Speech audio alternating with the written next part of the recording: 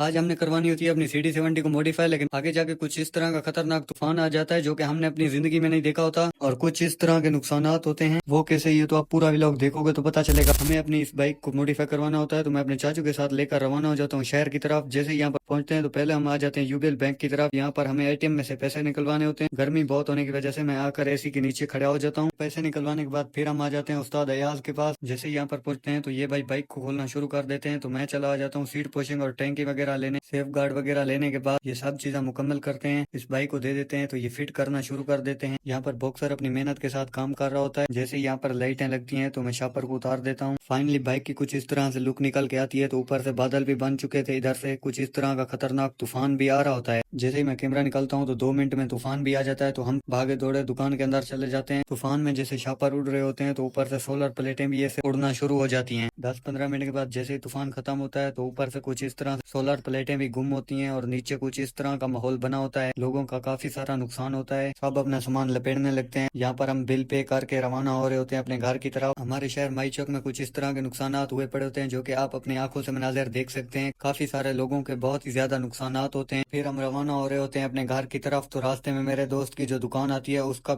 आगे वाला सौदा कुछ इस तरह से नीचे गिरा होता है। मैं आपको लोगों के नुकसान तो दिखा रहा हूँ, लेकिन जैसे मैं अपने घर पहुंचता हूँ तो मेरा वाईफाई वाला डंडा कुछ इस तरह से नीचे पड़ा होता है। इस वजह से ये व्लॉग 2 दिन बाद अपलोड किया।